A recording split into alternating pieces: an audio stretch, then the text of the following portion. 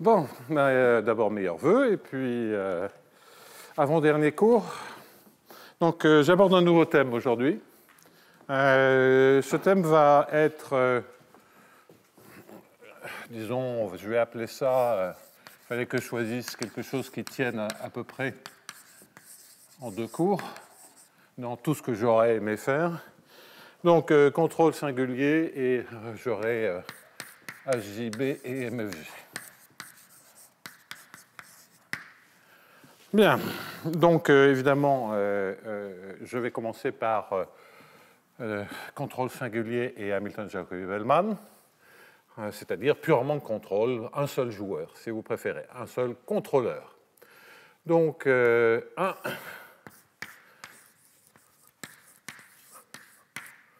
contrôle, je vais les mettre au pluriel. Allez.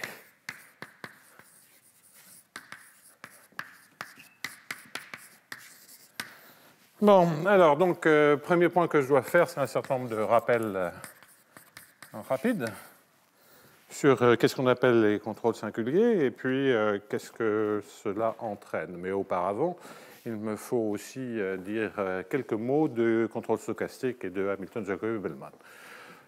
Bon, alors je vais regarder soit des problèmes à horizon fini, soit des problèmes à horizon infini. Je vais commencer par de l'horizon infini, puis je prendrai un exemple en horizon fini, étant entendu qu'on passe de l'un à l'autre sans difficulté. Dans un cas, c'est une équation stationnaire pour l'horizon infini. Dans l'autre cas, c'est des équations d'évolution. Bien.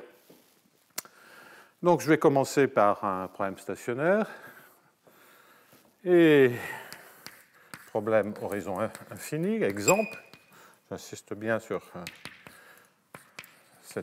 la notion d'exemple.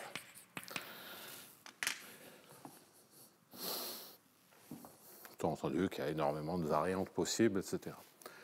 Problème horizon fini, je vais le mettre dans l'espace tout entier. On pourra imaginer aussi que ce soit dans un cube avec des conditions aux limites périodiques. Et étant dans RD, je vais toujours travailler avec des solutions, des fonctions, qu'elles soient données ou qu'elles soient solutions, qui seront bornées sur RD. Données sur RD, je les prends continues, bornées. Donc toutes les fonctions que je regarde sont a priori continues et bornées sur RD. Évidemment, dans le cas périodique, elles sont continues, donc bornées. Alors, un problème de contrôle stochastique, pour simplifier, j'écris sans rentrer dans les détails. C'est un problème dans lequel on a une équation différentielle stochastique qui, dans ce cas-là, sera sans saut. On peut généraliser tout ce que je vais vous dire à des cas avec saut. Ça ne présente rigoureusement aucune difficulté. Plus un b de xt et de alpha t dt. Bon, alors, je vais supposer que les alpha t sont des processus adaptés, donc on est dans un espace de probabilité, ce que j'ai tendance à appeler un espace de Wiener, donc muni d'un brownien canonique, et alpha t est un processus qui est adapté et qui est le contrôle. Xt est l'état du système, alpha t est le contrôle. Donc, xt est l'état du système qui est décrit par d coordonnées. Si on connaît, si on a fait un modèle, c'est se donner un sigma de x et de alpha, un b de x et de alpha, donc se donner un modèle, c'est se dire comment on décrit les états, quelle est l'évolution, étant entendu qu'on connaît le point de départ et que l'on choisit un contrôle. Donc, sigma de x et de alpha, RD ou Q, bon. Sigma de x et de alpha, b de x et de alpha sont des fonctions données qui sont certainement au moins Lipschitz en x, quel que soit alpha, et uniformément en alpha borné. Alpha est défini dans un certain RK. Je reviendrai dans un instant sur les contrôles admissibles, par exemple. Et donc, les hypothèses qui sont faites là sont des hypothèses qui sont qui ne sont valables que pour alpha borné. L'aspect singulier, contrôle singulier, ça sera justement se donner la possibilité de prendre des contrôles dont la taille est arbitrairement grande. J'en reparle dans un petit instant. Il y a néanmoins, ça ne suffit pas tout à fait à définir disons, la solution de quelque chose comme ceci. Donc il y a aussi des hypothèses à faire sur sigma de 0 et de alpha. Je dis Lipschitziens en X, B de 0 et de alpha, qui sont bornées en alpha borné. Et donc, pour ce qui sera en fait assuré par une hypothèse modique de continuité.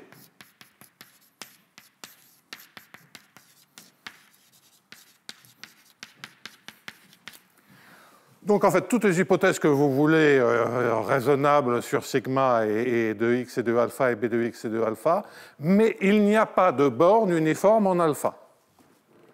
C'est la seule caractéristique qui manque dans les hypothèses standards d'un problème de contrôle stochastique.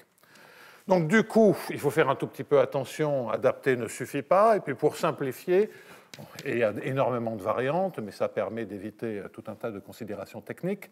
Les contrôles admissibles, c'est-à-dire les alpha-t, donc outre le fait qu'ils soient, évidemment, qu'ils n'anticipent pas en termes d'informations sur le futur, outre ce fait-là, devront avoir des bornes pour qu'on puisse résoudre ceci. Comme on ne sait pas du tout comment ça peut croître en alpha, le plus simple est de dire que alpha-t est borné. D'accord? Alors borné, y compris en oméga, hein? Donc c'est une hypothèse très forte.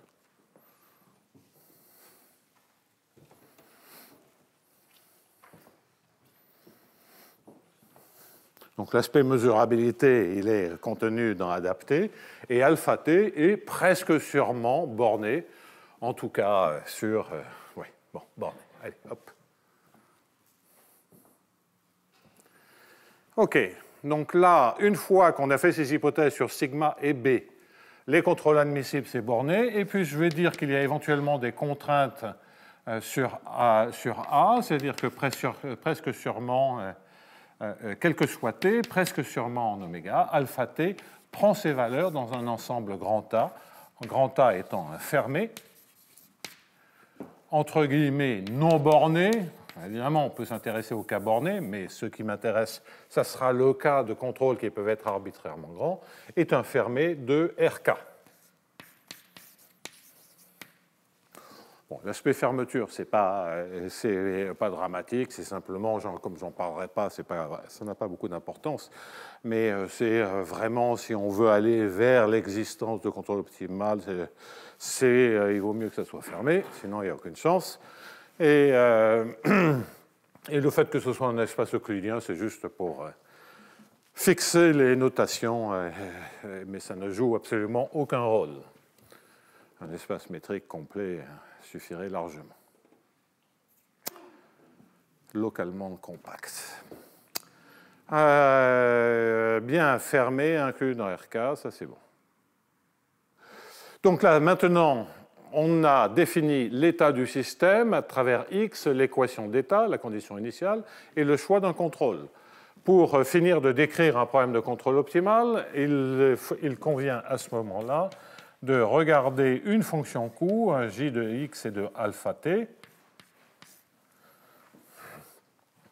et qui va être l'espérance de l'intégrale, par exemple, l'espérance de l'intégrale de 0 à l'infini de f de xt et de alpha t, et puissance moins lambda t dt. Bon, lambda est un taux d'actualisation qui est strictement positif. Le f de x et de alpha est aussi continu en x et en alpha. Bien. Continu en x et en alpha. Je peux mettre aussi qu'il est lipschitzian, en fait, uniformément continu suffit. Ici. Bon. Et pour l'instant, c'est tout. Bon, le problème qui m'intéresse est de déterminer la fonction valeur qui est donnée par l'infimum sur tous les alpha t de l'espérance de l'intégrale de 0 à l'infini de e puissance moins lambda t f de xt et de alpha t.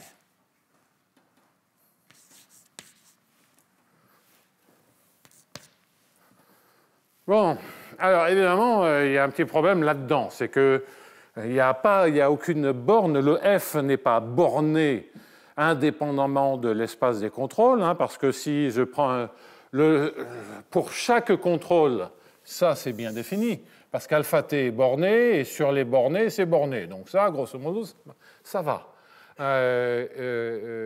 Donc chacune des fonctions Q est bien définie. Mais l'infimum, donc ça c'est mon J. L'infimum, lui, en revanche, en général, il n'est pas fini.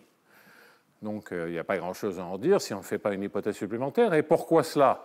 Prenez comme exemple très simple sigma égale à 0, b égale à 0. Auquel cas, xt est égal à x. Donc ça simplifie pas mal le problème.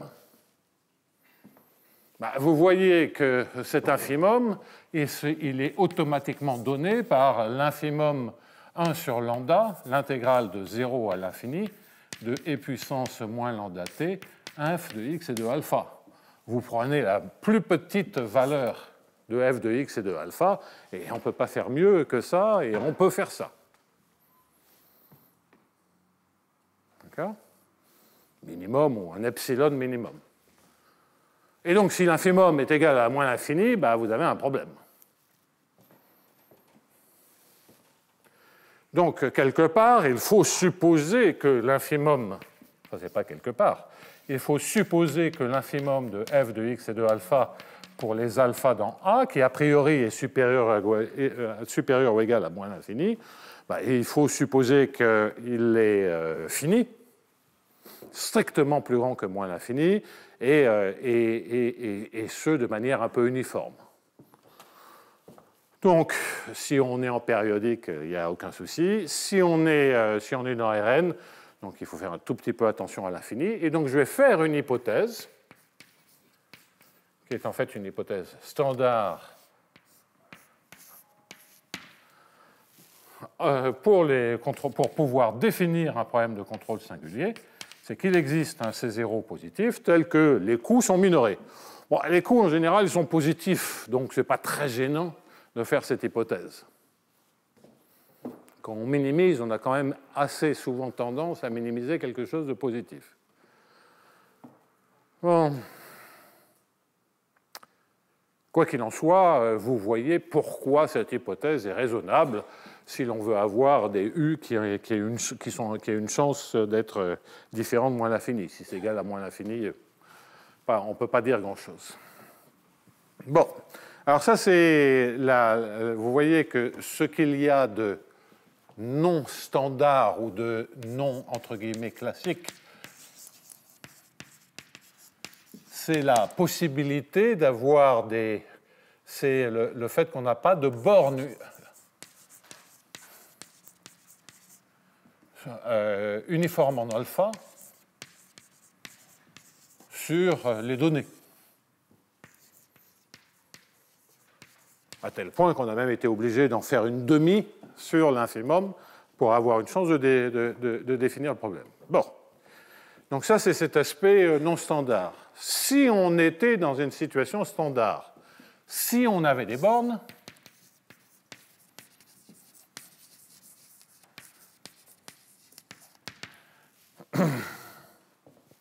c'est-à-dire que, par exemple, toutes les hypothèses qui ont été faites ici, au lieu d'être uniformes en alpha borné, on les suppose maintenant uniformément en alpha borné, on le remplace par uniformément en alpha dans grand A. Donc, là, on est dans une situation classique où on sait que la fonction valeur est bornée uniformément continue, en RD, et l'unique solution de viscosité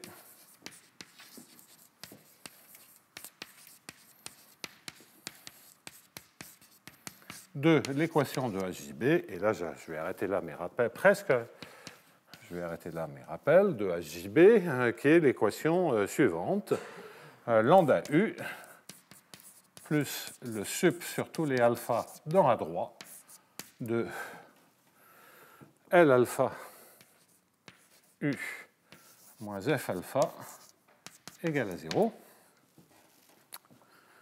où L alpha, F alpha, c'est la fonction f de x et de alpha. Donc, de manière générale, phi alpha de x, c'est phi de x et de alpha, quelle que soit la donnée que l'on regarde, que ce soit f, que ce soit sigma ou b. Donc ça, c'est juste une notation.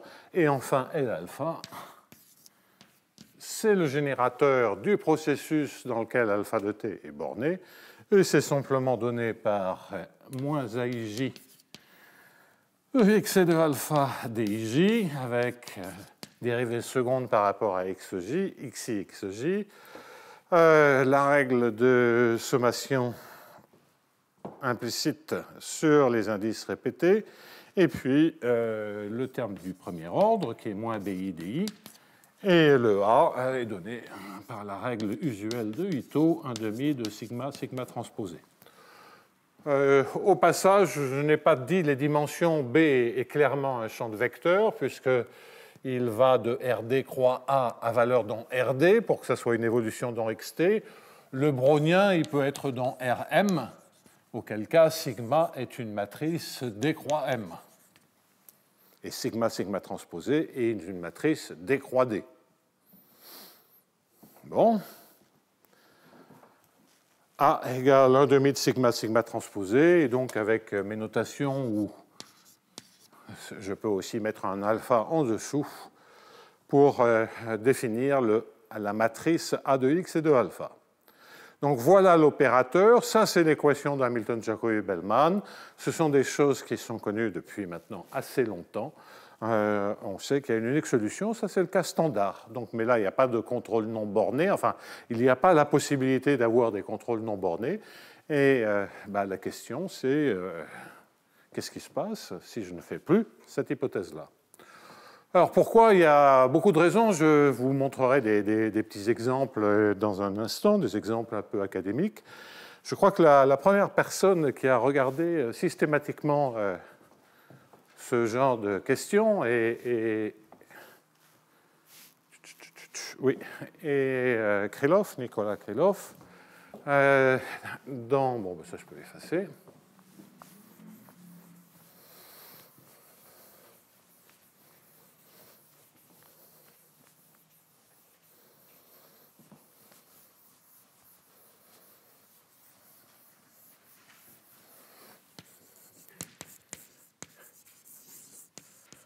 Dans sa série d'études sur le contrôle stochastique, dans lequel il a introduit un nombre d'idées absolument inimaginables, aussi bien du point de vue des EDP que du point de vue des probas, sur la sélection de processus de Markov, sur la résolution d'équations différentielles stochastiques avec des mauvais coefficients, sur les bornes, l'interprétation stochastique des bornes d'Alexandrov-Backelmann, on devrait dire de Backelmann-Alexandrov, refaisons un peu la démonstration. Bon, Krylov est un personnage singulier qui a eu des idées absolument incroyables, qui est toujours mélangeant EDP, analyse et probabilité.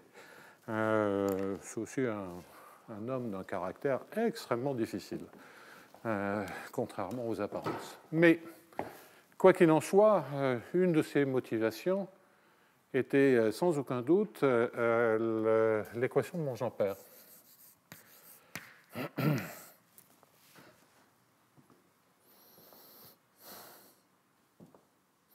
Oui, sur ces équations fortement non linéaires et les résultats de régularité les plus forts dans le cas uniformément elliptique, Krylov a fait tout seul mieux qu'Affaelli, Nirenberg et compagnie. Avec, sur les techniques au bord et sur les estimations C2 alpha. Enfin, il a fait vraiment énormément de choses. Donc, ses contributions sont notables. L'équation de Monge-Ampère, je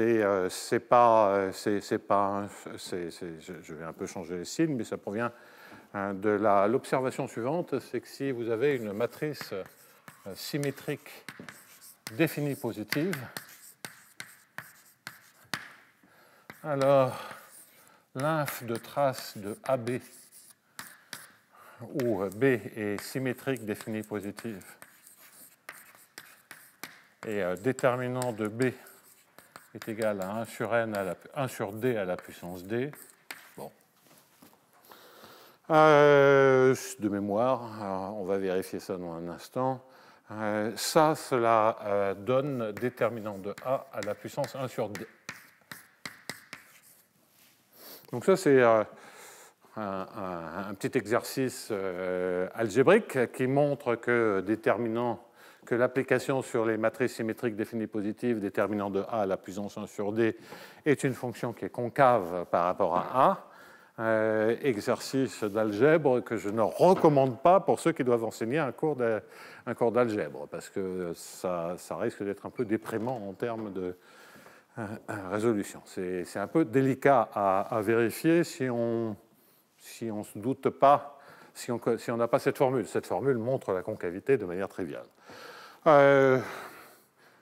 Bon, dans un tel problème de minimisation, il y a des arguments généraux pour se dire qu'automatiquement, le B doit être diagonalisable dans une même base que A, donc il suffit de raisonner avec des matrices diagonales aussi bien pour A et pour B, et donc vous avez un somme de AI, BI, et vous voyez que donc cette inégalité est simplement... donc ça, c'est l'inégalité... comment ça s'appelle cette foutue inégalité? C'est l'inégalité moyenne arithmétique contre moyenne géométrique. Donc, qui vous dit que ceci est plus grand que la pi des AI. Alors, il faut faire quand même un peu attention à ce qu'on dit. Donc, je pense qu'ici, il doit y avoir un 1 sur D, que le pi des AI doit y avoir un 1 sur D, et le pi des BI doit y avoir un 1 sur D. Donc, vous connaissez ces inégalités célèbres. Moyenne harmonique, moyenne anharmonique, moyenne géométrique avec 58 démonstrations différentes dans Poliazégueux pour ceux qui s'amusent avec ces inégalités. Il y a des pages et des pages sur trouver toujours des démonstrations différentes. Bien. Inégalité de convexité, en fait, mais peu importe. Bien. Alors, donc, une fois que vous avez ces inégalités, ça démontre ce que je disais. D'où le 1 sur D à la puissance D qui doit flotter. Je ne vais pas m'éterniser dessus.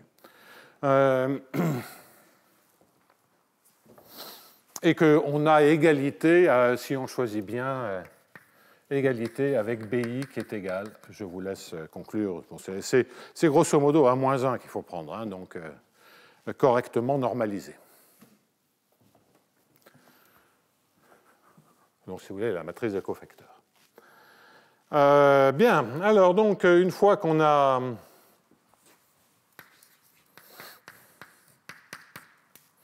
constante fois moins 1, et on vérifie ceci. Alors, qu'est-ce que ça veut dire? Ça veut dire que déterminant de D2U, l'équation de Monge-Ampère, qui n'est rien d'autre que déterminant de D2U égale quelque chose, et que pour que ça soit une équation elliptique, il faut demander à ce que U soit convexe, eh bien, elle est équivalente à une équation de HJB, dans laquelle vous écrivez somme des BIJ des IJU. Donc, mais B, c'est le A de X et de alpha. Vous pouvez penser que c'est carrément un alpha. alpha est à valeur dans les matrices symétriques définies positives. L'ensemble grand A, c'est le sous-ensemble dont le déterminant vaut 1 sur d à la puissance d. Donc B égale alpha. Bon. Et vous minimisez, je ne le répète pas, sur tous les B. Et donc B égale B transposé défini positif. Bien. Donc on est bien dans un cadre comme celui que j'indiquais. On a bien un F qui n'est indépendant de B, donc cette hypothèse est largement vérifiée. Et c'est bien non borné par rapport au contrôle, parce que le contrôle, c'est la matrice B, et contrôler le déterminant d'une matrice définie positive, ce n'est pas contrôler la norme de la matrice définie positive. Parce qu'on peut très bien avoir, si on contrôle le déterminant pensé en dimension 2, vous avez deux valeurs propres, vous contrôlez, vous avez une borne sur le produit des valeurs propres. Mais vous pouvez très bien en avoir une petite et une très grande. Et avoir le déterminant qui vaut, disons, 1, ou 1/4 en dimension 2. Donc, 1/4 de epsilon 1 sur epsilon, pour d égale à 2, je vérifie la contrainte.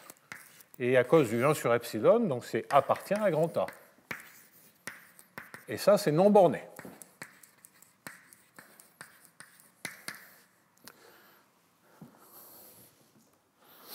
Et la raison pour laquelle on pense à Monge-Ampère, et la raison pour laquelle Krylov connaissait bien ça, c'est que les bornes sur... Ouais, je retire ce que j'ai dit. OK. Backelmann, et apparemment Alexandrov lui a volé son résultat, Dixit Backelmann, montre une estimation sur, c'est l'inégalité de Backelmann-Alexandrov, sur l'équation de Monge-Ampère. Pucci réalise plus tard que si on contrôle l'équation de Monge-Ampère, on a une borne sur toutes les équations aux dérivées partielles. Krylov le redécouvre ou s'inspire, on va dire ça gentiment, de Pucci, publie en russe un article dans lequel il refait un peu le même genre de démonstration. Et beaucoup plus tard, mon copain Jean-Michel Bonny, lui, redécouvre une version plus faible de Pucci, en moins bien, et la publie. Donc vraiment, l'adage qui cherche trouve et qui recherche retrouve s'adapte parfaitement à cette histoire. Donc, les gens avaient réalisé, mais je ne sais pas, honnêtement, je ne sais plus, dans ce bazar de trucs découverts, redécouverts, avec de l'inspiration matinée de vol, on ne sait plus du tout à qui attribuer les choses. Quoi qu'il en soit, cette égalité, cette identité, qui donc fait le lien entre les équations de HJB et Monge-Ampère, fait intervenir des contrôles singuliers, et donc assez naturellement, il y a l'idée que l'équation de Monge-Ampère, on peut vraiment bien la gérer. D'ailleurs, les premières constructions des solutions étaient dues à Alexandrov par une méthode fondamentalement d'analyse convexe. Plus tard,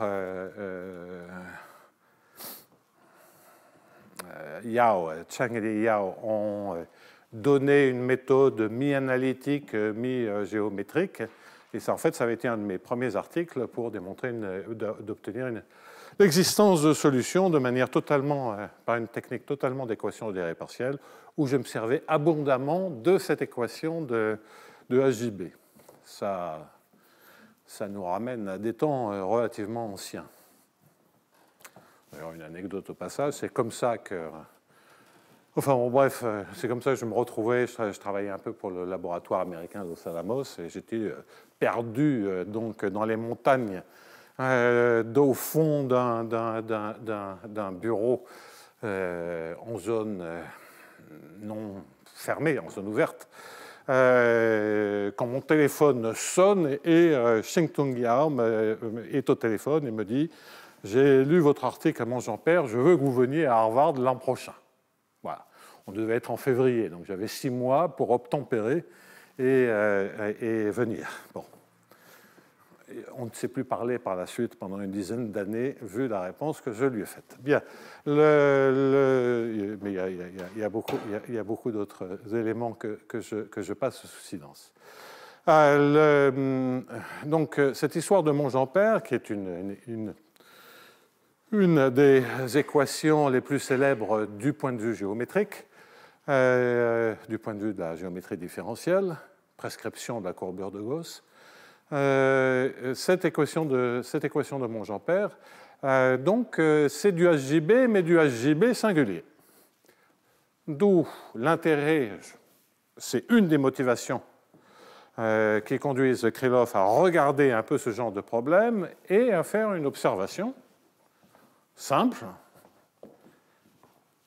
mais néanmoins profonde, qui consiste à dire, et que je vais présenter sous la forme d'une recette, parce qu'il donne ensuite certains cas de résolution, mais comme il n'a pas la théorie des solutions de viscosité, c'est quand même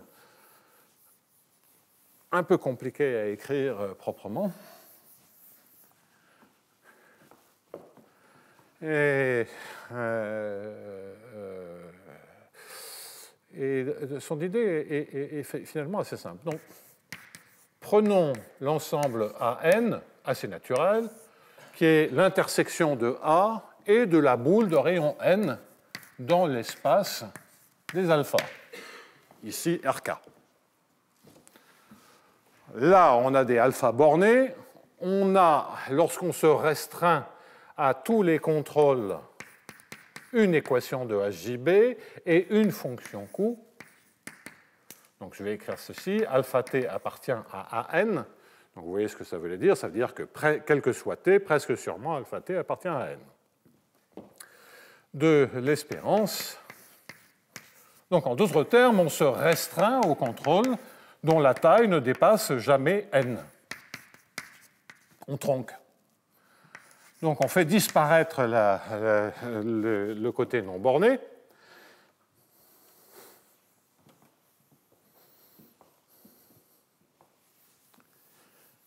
Et donc, bien entendu, UN résout une équation de HJB. Donc, Krylov sait faire ça, mais en quel sens, je ne rentre pas. Nous, maintenant, on a les solutions de viscosité, donc tout devient très simple. Donc ça, c'est juste une relecture de ce qu'il fait. Bon, OK. On veut faire tendre n vers l'infini. On sait que UN, a priori, UN est quoi? Eh bien, l'infimum, il y a de plus en plus de choses dans l'infimum. Donc UN diminue. UN décroît. Ça décroît vers un U de x. Donc, a priori, on ne sait pas grand-chose. Si ce n'est que grâce à l'hypothèse, on sait que U est borné. Borné par-dessous, il faut une petite hypothèse pour qu'il soit borné par-dessus. Il faut que un des F soit borné par-dessus, mais je passe sous silence, ça, c'est vraiment pas le problème. Donc, borné. Et ça, je me sers de l'hypothèse. Bien entendu, parce que si je ne fais pas l'hypothèse, parce que je sais que le U est supérieur à moins C0 sur lambda. Ça entraîne que toutes les fonctions Q et donc l'infimum est supérieur, ça c'est minoré par moins C0, j'intègre moins C0 sur lambda. Donc, grâce à l'hypothèse, ça ne peut pas tendre vers le moins l'infini, c'est fait pour. Et donc, j'ai un machin, et j'aimerais écrire une équation. Alors, une remarque qui va nous servir dans un petit instant, c'est que ça sont des fonctions continues. Et donc, par limite décroissante, ça, c'est semi-continu supérieur. Donc, ça, c'est parce qu'on va se servir de la théorie des solutions de viscosité. Krylov, pour dire des choses, a besoin de mettre des hypothèses qui assurent qu'on a de l'équicontinuité des UN. Okay, donc ça, c'est des hypothèses supplémentaires. Dans Monge-Ampère, c'est pas très compliqué. Bon, Monge-Ampère, de toute façon, périodique, ça ne veut rien dire, mais si c'est dans RD, etc., on a pratiquement de la convexité, et ça donne de la continuité gratuitement. Okay. La limite est convexe. Et vous avez le premier théorème de Dini qui vous dit que si vous avez une suite décroissante de fonctions continues qui convergent vers une fonction qui est continue, alors il y a convergence uniforme sur tout compact. Okay. Deuxième théorème de Dini, c'est sur des suites de fonctions croissantes. Donc il y a deux théorèmes de Dini avec la monotonie, il y en a un sur la suite, et il y en a un sur les fonctions. Donc c'est le premier qui se sert uniquement de la compacité, qui est un truc dont je reparlerai dans un instant, pour identifier différentes enveloppes supérieures et inférieures. Donc, Krylov met des hypothèses pour avoir de la continuité. Donc, on suppose qu'on a de la continuité, et puis il va essayer de...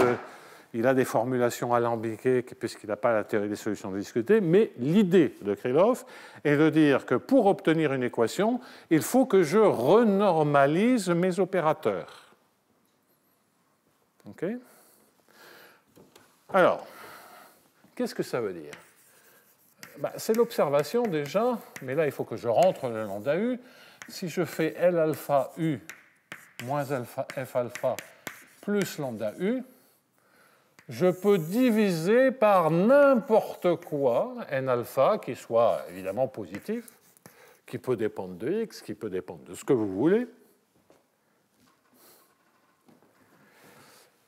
Et ça, c'est toujours égal à 0.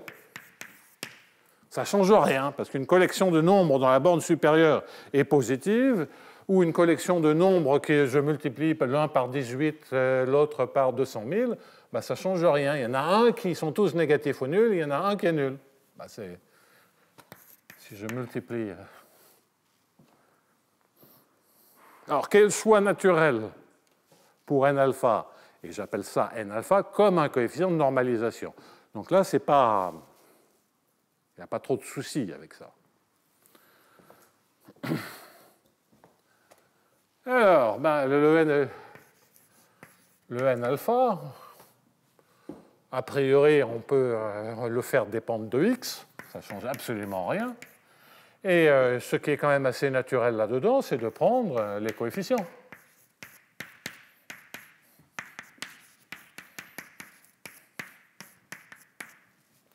Plus 1, parce qu'on ne veut pas diviser par quelque chose qui vaudrait 0. Donc, si par rapport à alpha, ce truc diverge, je m'en fous, j'ai renormalisé. Et maintenant, au moins formellement, j'ai une équation qui a parfaitement un sens, même si les alphas les coefficients sont non bornés. Donc, dans cette équation, je peux formellement faire tendre n vers l'infini. Donc là, j'ai un un. Et me dire que ce que je récupère ici, c'est un L alpha, donc on va l'écrire comme ceci, divisé par n alpha, fois U, moins F alpha, oh, et j'ai oublié le F alpha.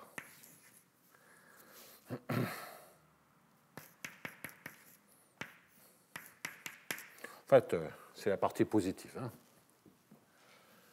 Moins F alpha sur n alpha, plus lambda sur n alpha, U.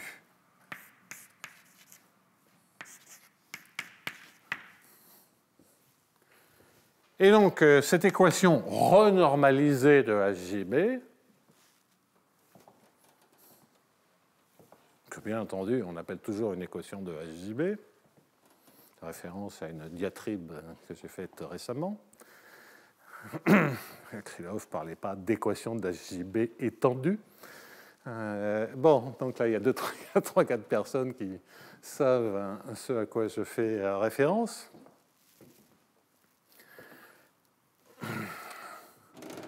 Donc, cette formulation relaxée, ça semble très satisfaisant, mais il y a quand même une difficulté. Il y a une difficulté, c'est que l'unicité provient de la structure de l'équation, d'une part, et d'autre part du fait que l'on a, si on a un problème stationnaire, ce serait la même chose avec un problème d'évolution, que l'on a un terme d'ordre 0. Parce que si on n'a pas ce terme d'ordre 0, on est sur la limite du spectre des opérateurs linéarisés, il y a des problèmes d'unicité, il y a des problèmes d'ergodicité, il y a toutes sortes de problèmes. Donc la difficulté là-dedans, c'est que ce terme-là, eh bien, si un alpha par endroit tend vers l'infini, il n'est pas minoré. Et donc, il n'y a rien qui assure l'unicité théoriquement. Et ce n'est même pas que théoriquement. Je vais vous donner un exemple très simple.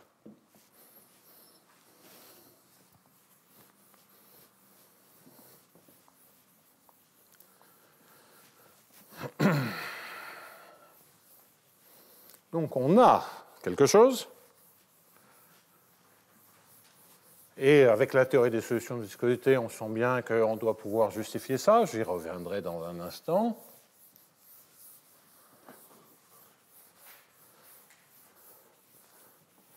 En revanche, ouais, c'est pas très commode. S'il n'y a pas unicité, ça ne caractérise pas, et ça, Krylov le sait, et se concentre sur des exemples où il y a unicité, du style Monge-Ampère, parce que la renormalisation n'est pas si méchante que ça. Donc c'est ce que l'on va aborder directement dans le cours. J'ai ressorti tout ça, et en fait, c'est des trucs que j'aurais pu raconter il y a déjà de nombreuses années, mais j'avais complètement oublié, puis je n'avais pas de motivation particulière pour me replonger dedans. Donc, quoi qu'il en soit, exemple. On va prendre l'exemple le plus simple qu'on puisse imaginer, enfin, un des plus simples que l'on puisse imaginer. Je vais prendre alpha t de Wt. Donc, Wt est un brownien Rd, et donc alpha t est scalaire.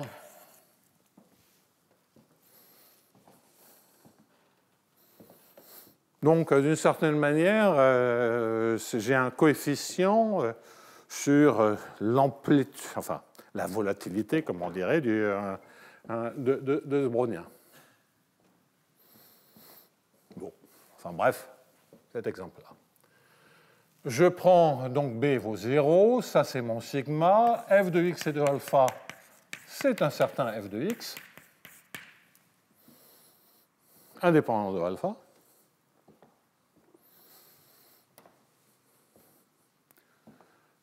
Voilà.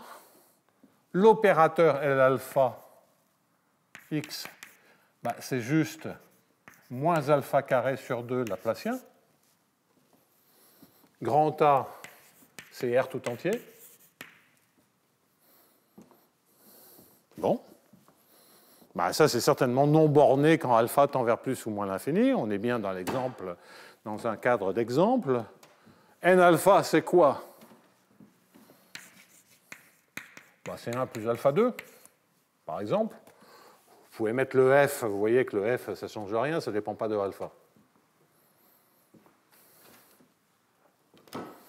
À nouveau, dire que le max est égal à 0, je peux multiplier par 3, par 18, chacun des termes, ça ne change rien. Donc j'ai beaucoup de flexibilité. Et donc maintenant, on regarde l'équation. L'équation, c'est le sup sur alpha de moins alpha carré sur 2, 1 plus alpha 2, Laplacien U, plus lambda U sur 1 plus alpha 2, qui est égal, pas du tout, plus lambda U moins F divisé par 1 plus alpha 2, égal à 0.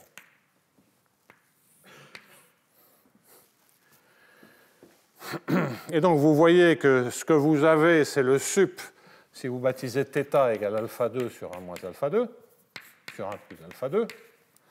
Vous avez θ fois, c'est le max, sur θ compris entre 0 et 1, de θ fois moins 1 demi de Laplacien U, plus 1 moins θ, fois lambda U moins F.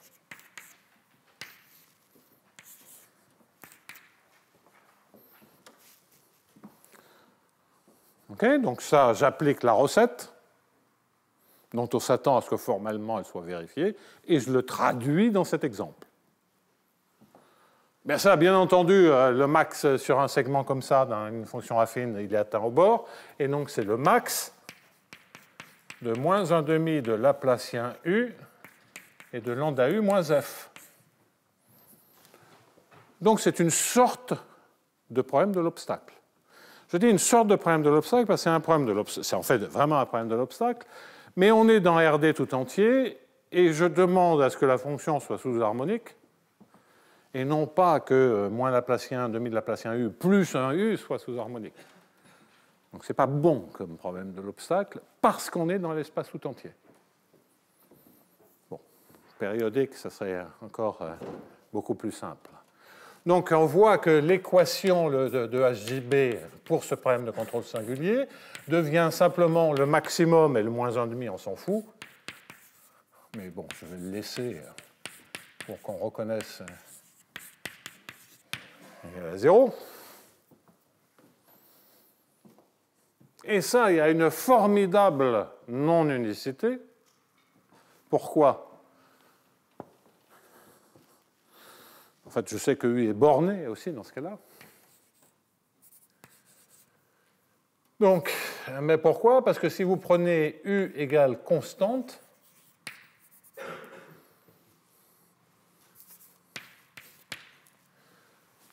ah, merde. Donc, le moins 1 demi de Laplacien U, ça vaut 0.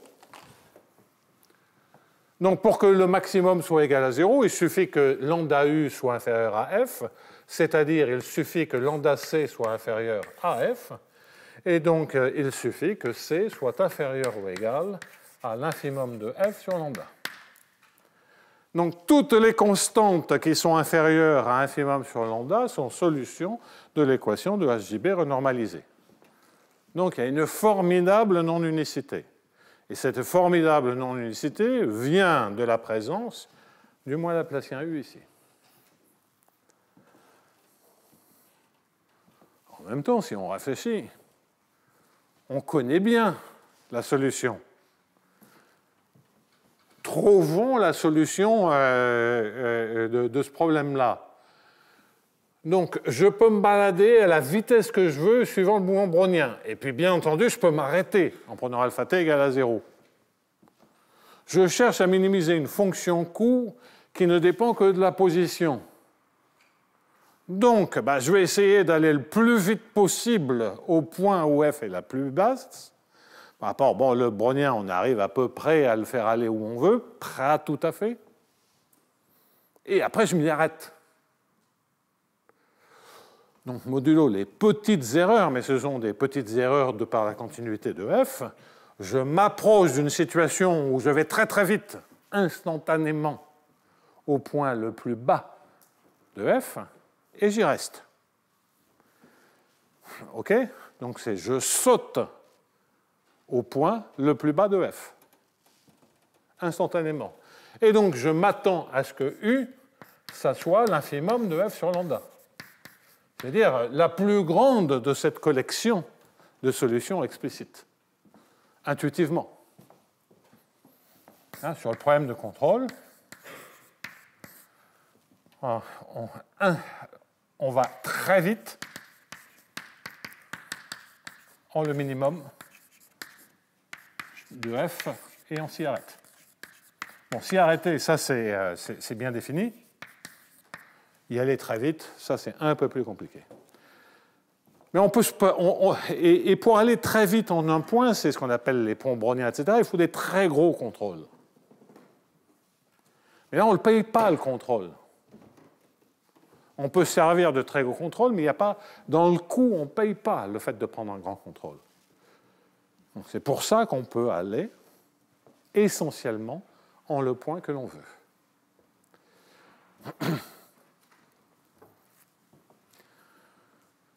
Ce serait même vrai si on payait le contrôle, mais qu'on ne le paye pas trop fort. Essentiellement sous-quadratiquement. Mais bon, je ne vais pas rentrer là-dedans, il y a des tonnes de variantes et tout. Je reviendrai sur ces exemples parce que ça fera le lien aussi avec l'ergodicité. C'est-à-dire que lorsqu'on a des problèmes comme ceux-ci qui font apparaître beaucoup de la non-bornitude dans les termes du second ordre, on a, ou en tout cas dans un certain nombre de variables, dans un certain nombre de directions, on a des constantes qui apparaissent assez naturellement. Bien.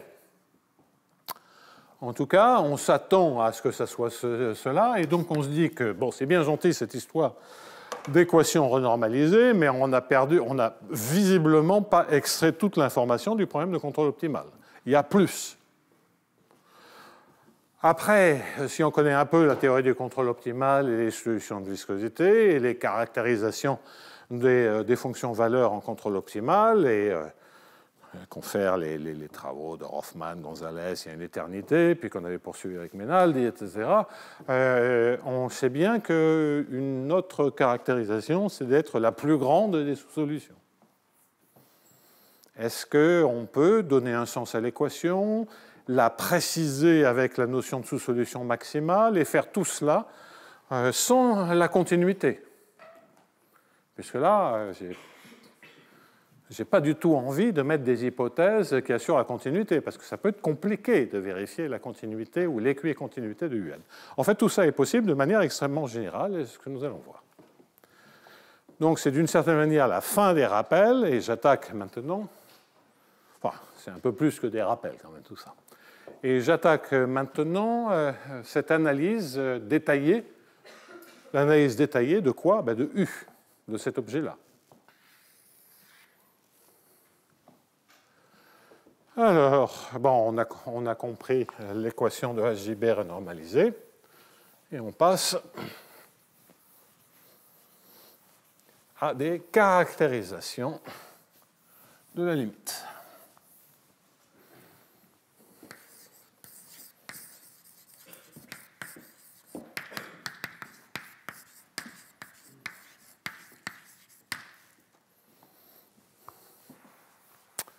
Bien, bien, bien.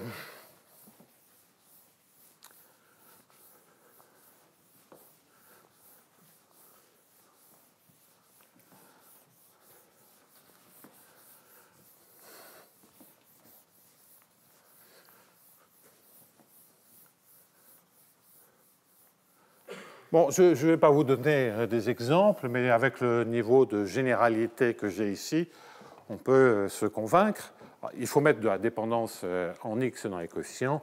On peut exhiber des situations où le U n'est pas continu, à la limite. Donc il va falloir un peu s'embêter, passez-moi l'expression, avec les notions de solution de viscosité qui sont semi-continues. Alors, au fond, ce que je veux démontrer, c'est le théorème suivant. Je veux démontrer que U est solution de viscosité au sens que je vais préciser dans un instant. Enfin, normalement, c'est bien connu. L'enveloppe SCS doit être sous solution, l'enveloppe SCI doit être sur solution. L'enveloppe SCS, c'est elle-même. Je reviendrai là-dessus. De HJB, que je vais qualifier comme ça, renormalisée. Équation que j'ai écrite précédemment. Et également, U est la plus grande sous-solution SCS de, quel que soit alpha, dans A, L alpha U moins F alpha plus lambda U inférieur ou égal à 0. Donc ça caractérise complètement la solution. D'abord, 1, c'est bien une solution de viscosité, et plus grande sous-solution, entre guillemets, bien entendu, de viscosité. Ce n'est pas la peine de dire est-ce que c'est l'unique solution de viscosité. Je vous ai donné un exemple. Toutes les fonctions, toutes les constantes sont solutions de viscosité. Et la plus grande, ça me dit tout de suite dans l'exemple que c'est l'infimum, puisque dans toutes les constantes, ça ne peut être que l'infimum. Et de toute façon, on ne peut pas faire mieux que ça. Bon.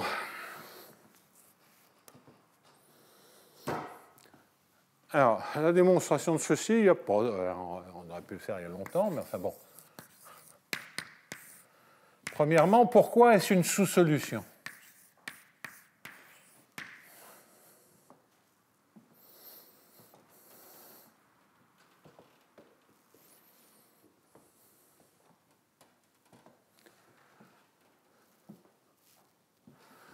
Alors, c'est une sous-solution parce que c'est une...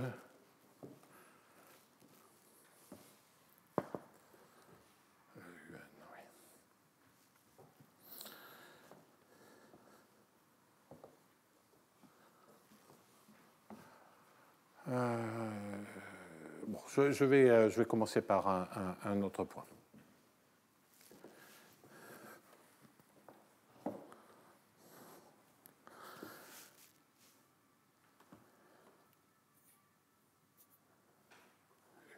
Excusez-moi, j'ai un trouble sur les signes parce que je pense avoir, quand je réfléchissais à ça, regarder des problèmes de maximisation dont tous mes signes sont inversés.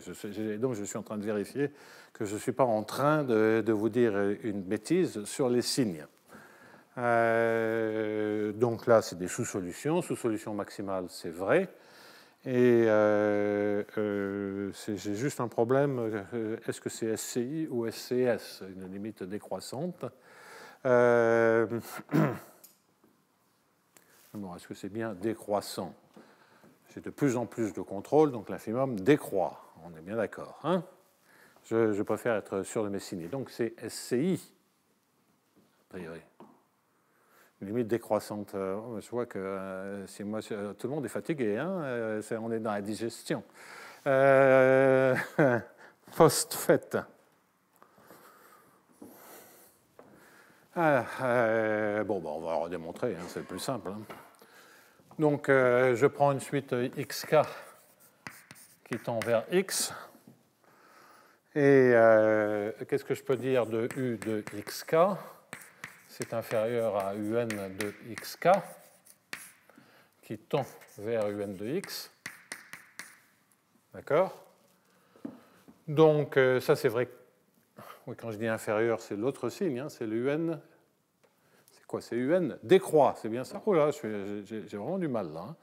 Un décroît, donc ça c'est bien le bon signe.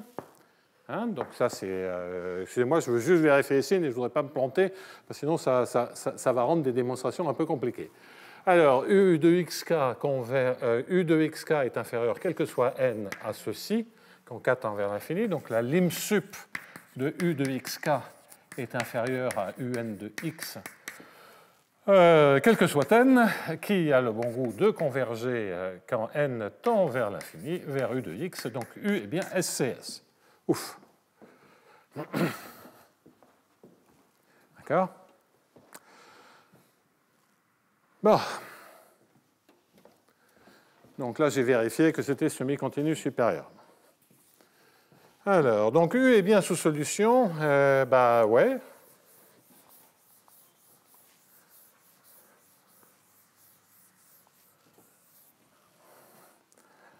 Et ça, c'est lié à quoi? C'est ce que l'on sait,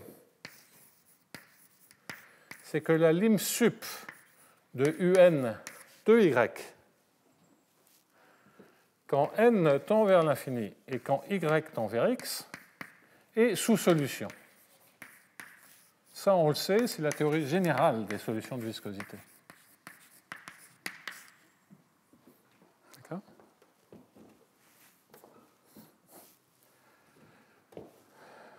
Bon. Et d'ailleurs, je vais le signaler, U étoile, qui est la lim inf quand y tend vers x, de U de y, qui est automatiquement SCI de par ce processus de lim inf, et lui sur solution de l'équation.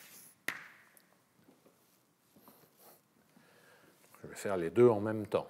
Et c'est ces deux aspects-là qui sont la définition dans le cas qui m'occupe pour une donnée SCS, qui sont la définition d'une solution de viscosité.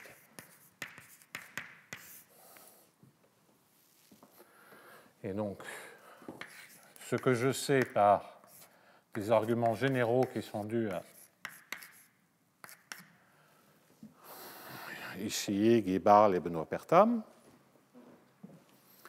Hitoshi a été le premier à penser à ces enveloppes supérieures et inférieures, et Guy Barle et Guy et Benoît ont été les premiers à combiner ça avec des passages à la limite.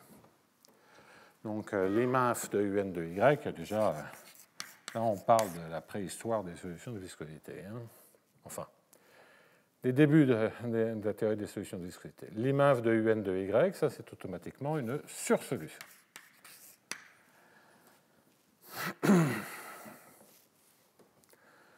Bon, en fait, le point, c'est que ça, c'est égal à U de X, et que ça, c'est égal à U étoile de X. Ça, c'est pas vrai en général, et c'est lié au fait qu'on ait une convergence décroissante. Donc c'est ça qui fait marcher les choses. Bon.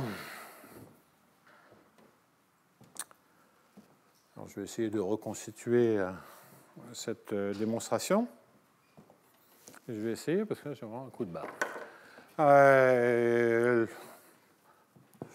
Autant commencer par ce que devrait être le plus difficile, l'IMAF.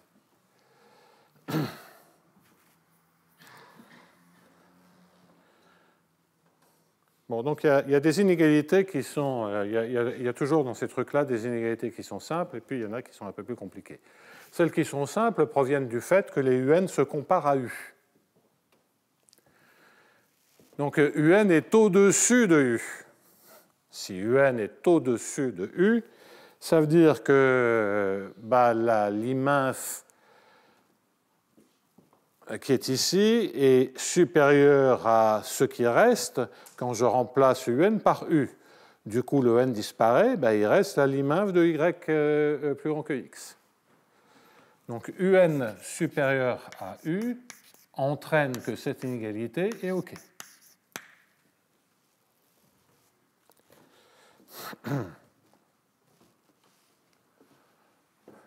Bon. Ensuite,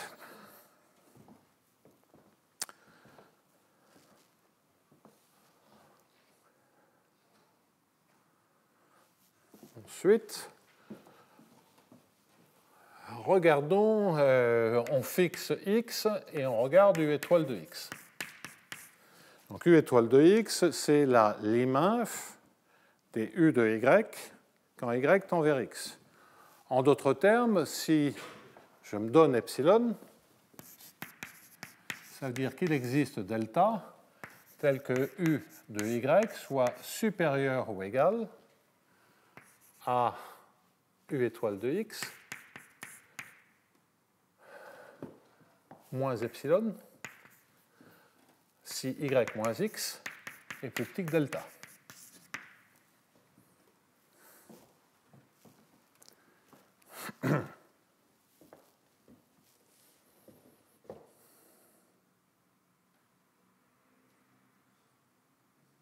OK. Ça ne va pas du tout aller, ça.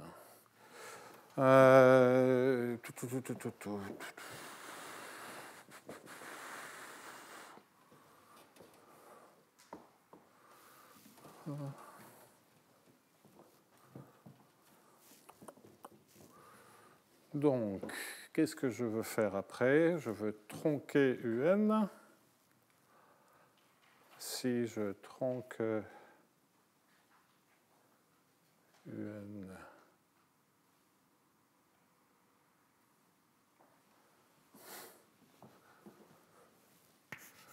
donc si je prends UN inf U star de X moins epsilon,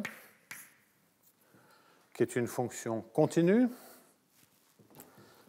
qui décroît continue, qui décroît vers donc fonction de Y. Hein. Donc ça, X est fixé, je devrais l'appeler X0. qui décroît vers U de Y inf U étoile de X moins epsilon. Et ça, c'est une constante, c'est U étoile de X moins epsilon si Y moins X est inférieur ou égal à delta. Donc sur cette boule. Donc j'ai une fonction continue qui décroît vers une fonction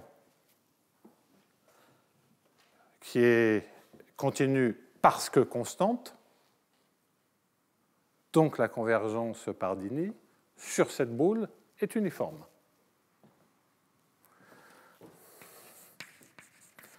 Donc UN de Y, inf U étoile de X, moins epsilon, converge uniformément vers U étoile de X, moins epsilon.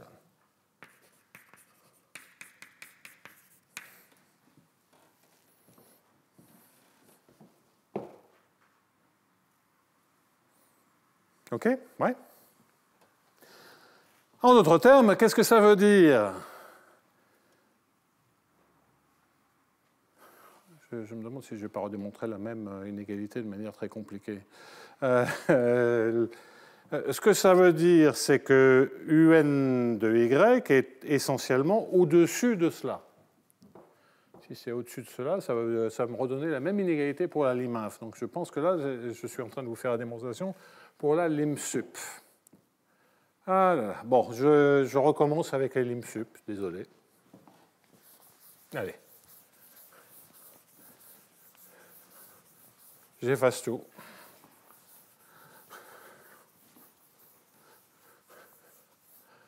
Alors, donc, sur la lim sup,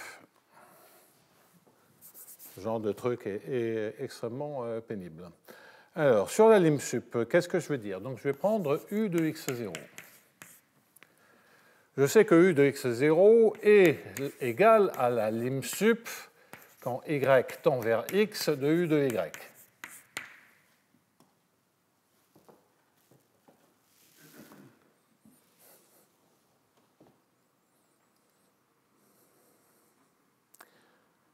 Il y a un truc qui est plus simple, donc là je pense que je me débrouille mal.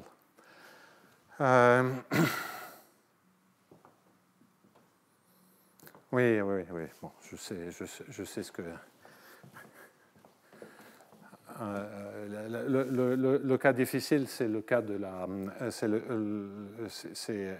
le cas de la sous-solution. Là, on a des suites décroissantes de.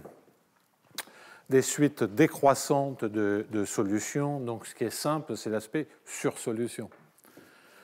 Voilà. Alors, donc, concentrons-nous sur l'aspect sous-solution,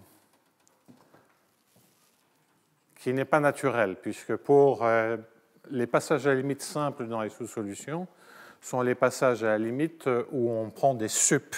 Et là, on a plutôt tendance à prendre un inf. Donc, c'est là où il faut faire un argument un peu complexe. Et c'est celui que, comme j'ai changé tous les signes, je suis parti sur le mauvais. Donc, U de x0 est inférieur à lim sup de U de y. Je vais démontrer donc que U est une sous-solution ou que U est donné par cette lim sup. J'espère que je vais arriver à quelque chose. Donc, qu'est-ce que je fais? À nouveau, je recommence. Je dis que quel que soit epsilon positif, il existe delta positif tel que U de y soit inférieur à U de x0 plus epsilon si y moins x0 est inférieur à delta. Je prends UN et je prends l'inf avec U de x0 plus epsilon. OK? Non, sup. Le sup, c'est ça. Donc, le même argument que précédemment me dit que, celui que j'ai déjà tenté, me dit que ça tend vers U de y supérieur à U de x0 plus epsilon, et que ça, c'est U de x0 plus epsilon, en tout cas, sur la boule centré en x0 et de rayon delta. C'est une convergence, je le répète, décroissante sur un compact vers une fonction continue car constante, donc convergence uniforme. Convergence uniforme, cela veut dire que UN de Y est inférieur à U de x0 plus epsilon plus un oméga n qui tend vers 0 quand n tend vers l'infini, puisque c'est le max, quel que soit y, qui est la distance au plus delta. Et donc cela entraîne bien que la lim sup de UN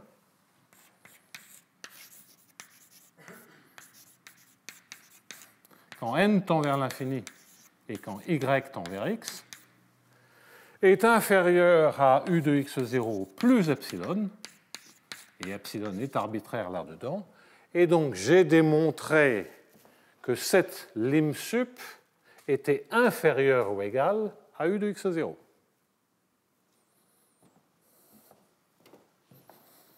Donc, lim sup de UN de Y, c'est ça la partie difficile, c'est la partie sous solution. Et c'est pour ça que j'ai un argument qui utilise la compacité d'Igny, etc. Ce ne serait pas vrai en dimension infinie. Enfin, je ne saurais pas faire ça en dimension infinie. Donc, lim sup de UN de Y est inférieur ou égal à, et quand Y tend vers X, à U de X. D'accord ? Donc, sous-solution, ah oui, inférieur à U de X. Quant à l'autre inégalité, elle est triviale puisque UN est au-dessus de U. Lim sup de UN de Y est supérieur ou égal à lim sup quand Y tend vers X de U de Y, puisque UN est supérieur à U. Et ça, c'est U de X. Donc, ils sont tous égaux.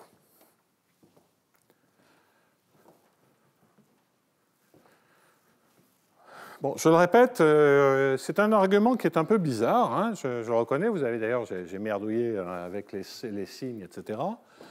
C'est un argument purement de topologie générale, hein, fondamentalement, sur les suites de fonctions décroissantes, et ces suites de fonctions décroissantes, et c'est lim sup. Et c'est pas tout à fait évident, parce que suite de fonctions décroissantes, c'est des infs, et je suis en train de manipuler des lim sup. C'est comme si j'étais en train de commuter des infs et des lim sup. Bon. Pas tout à fait évident. Mais en fait, l'idée fondamentale, c'est que quand on a la convergence décroissante, on n'est pas loin d'avoir la convergence uniforme. Donc, on a la convergence uniforme, sauf lorsqu'on a des sauts. Mais lorsqu'on a des sauts, on récupère les plus grandes des valeurs en les prenant du bon côté. Donc, ça, si on commence à faire des petits dessins, on se convainc que ça a une chance d'être vrai. Donc, quoi qu'il en soit, et quant à l'aspect sur-solution, j'ai en fait rien à démontrer, c'est des théorèmes généraux. J'ai essayé de démontrer par un argument complexe un fait général. Donc, qu'est-ce qui reste là-dedans ? On a compris sous-solution, on a compris solution de viscosité, mais la caractérisation, c'est laquelle ? C'est la plus grande sous-solution de viscosité. Donc là, pour l'instant, j'ai démontré que c'était SCS et une sous-solution de viscosité. Donc, quid de la plus grande ? La plus grande, il suffit d'utiliser les résultats généraux de comparaison des solutions de viscosité. C'est en fait très très simple.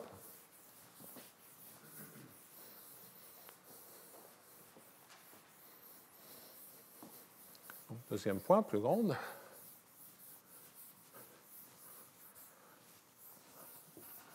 Ouais. Plus grande sous-solution de viscosité bornée. Il y a des hypothèses à l'infini que il n'y a pas d'hypothèse sur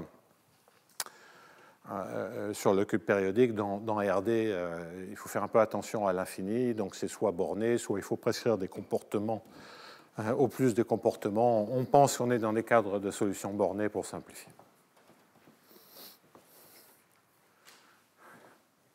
Alors, ce qui est automatique dès que 1 des f, il y a une hypothèse pour assurer la bornitude. La borne inférieure, c'est l'hypothèse, mais la borne supérieure, il faut faire une hypothèse.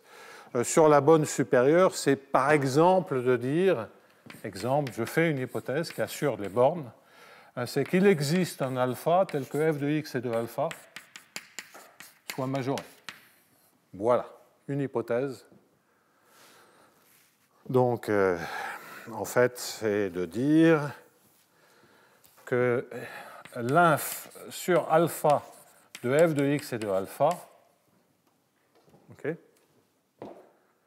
dont on sait qu'il est minoré, en fait, c'est de dire qu'il est borné. Donc, je renforce un peu mon hypothèse, et à ce moment-là, je sais que, effectivement, toutes les solutions dans RD, ça c'est hypothèse sur RD, je sais que toutes les solutions que je regarde sont comprises, sont bornées.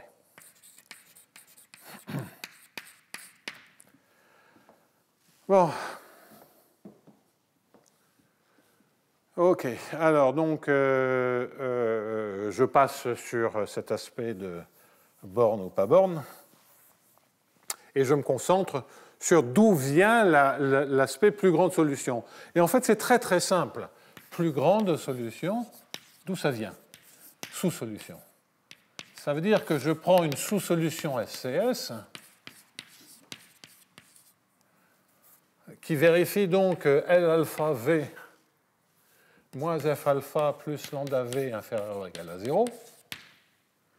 Et j'observe que c'est donc bien entendu une sous-solution SCS, ce qui est la bonne semi-continuité pour les théorèmes de comparaison, de sup de l'équation tronquée, c'est-à-dire de l'équation sur les alphas inférieurs ou à n de L alpha U moins F alpha plus lambda, et d'ailleurs c'était UN.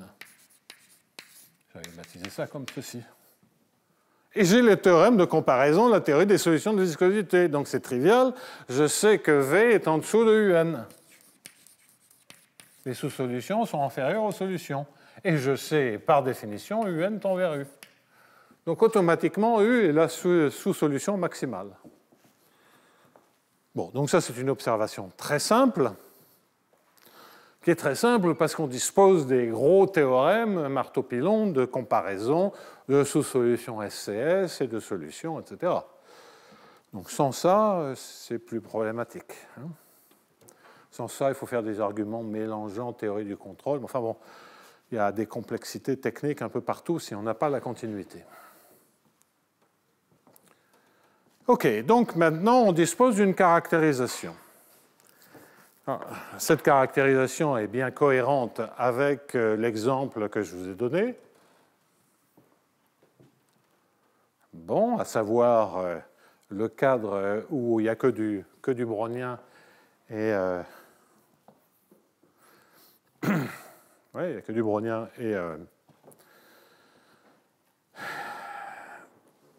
et on récupère l'infimum.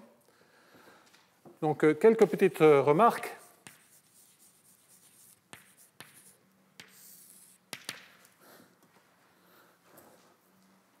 C'est qu'il y a beaucoup d'exemples comme ça de contrôle singulier.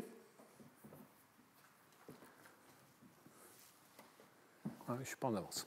Il y a beaucoup d'exemples comme ceci de contrôle singulier où assez naturellement, lorsque les contrôles sont non bornés dans le A de x, dans A alpha de x, c'est cette dépendance à alpha qui est non bornée. C'était l'exemple du alpha carré laplacien. Donc, dès que l'on récupère des choses qui sont non bornées en A alpha, on va récupérer qu'un certain opérateur L tilde, mais qui a typiquement U est négatif ou nul. Pourquoi?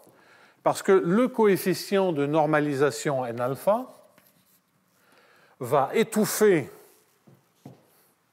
pour ces contrôles non bornés, disons dans alpha, va étouffer le terme en F, va étouffer le terme en lambda U, ou peut étouffer le terme en F et le terme en lambda U, peut éventuellement étouffer le terme en B, suivant les tailles. Bon. Donc, et auquel cas, on récupère une égalité. Donc, c'est typiquement, dans le N alpha, dans le N alpha, c'est le A alpha qui est dominant.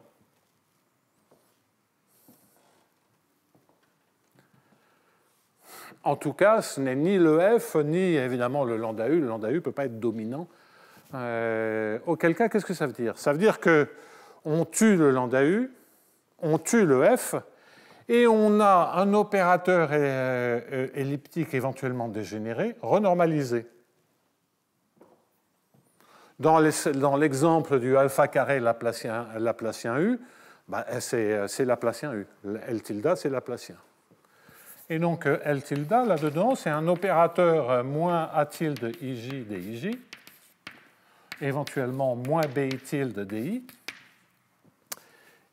Et cet opérateur, j'ai donc un U qui est une fonction bornée, qui est une sous-solution de ceci. Et dans l'exemple que je vous ai donné avec moins alpha 2 sur 2 laplacien, le L tilde, c'est moins laplacien.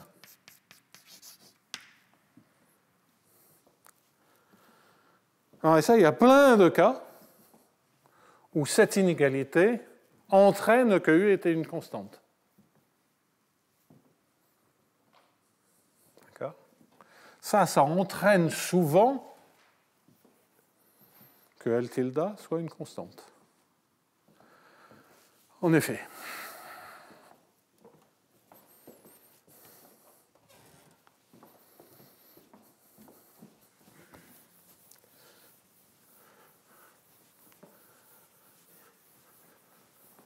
Auquel cas, on cherche la plus grande constante sous solution d'un problème et on tombe sur l'inf de f de x de alpha. Le problème est résolu. Donc il y a toute une classe de problèmes qui vont se résoudre explicitement si on a une propriété qui, en fait, dans le cadre, donc U borné SCS, qui est dans le cadre d'un cube périodique, c'est en fait lié à l'ergodicité. Dans RD, c'est un théorème de Liouville. Parce que moins laplacien ne correspond pas à un problème ergodique dans RD tout entier. Il n'en demeure pas moins que les seules fonctions bornées sous-harmoniques sont les constantes.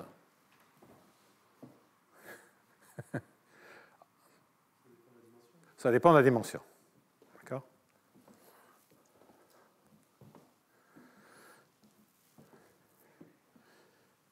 En dimension 1 et en dimension 2, pour être spécifique. Donc, en dimension 3, ce n'est plus le cas.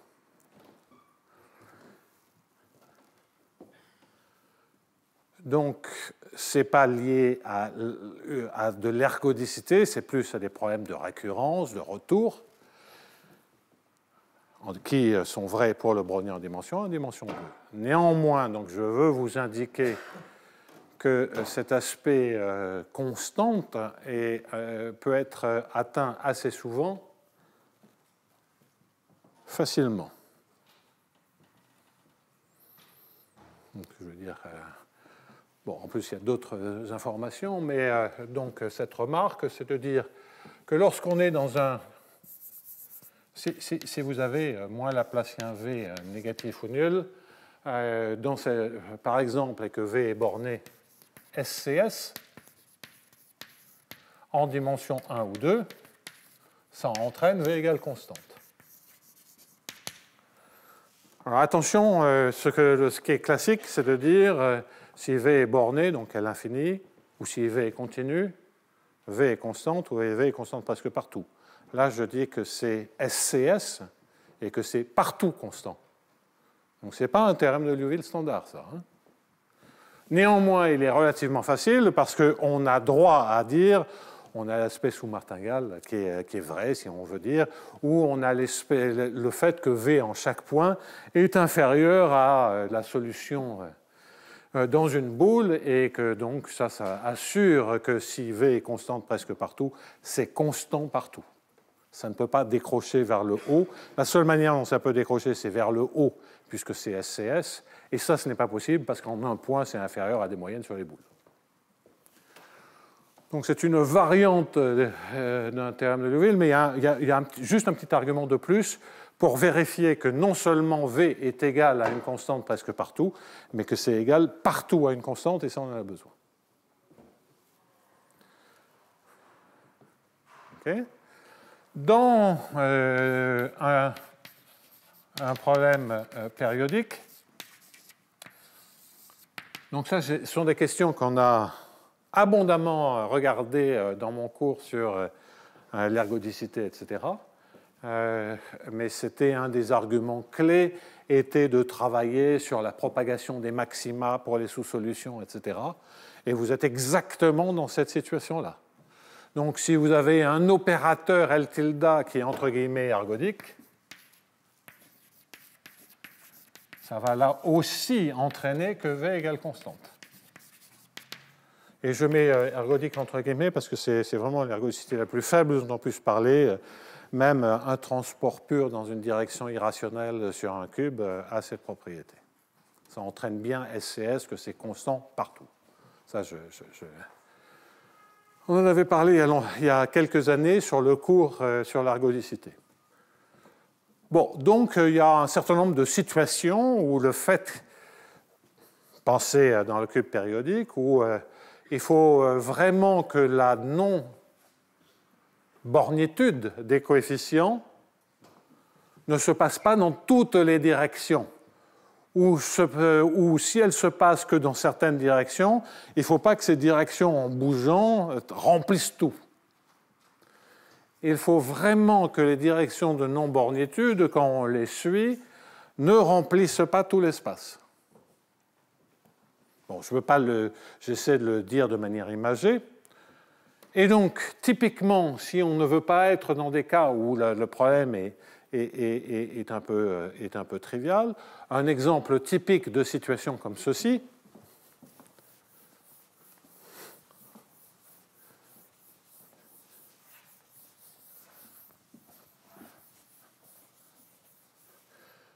un exemple typique, donc ça c'est cette remarque sur des problèmes qui sont faciles. Donc un exemple de situation différente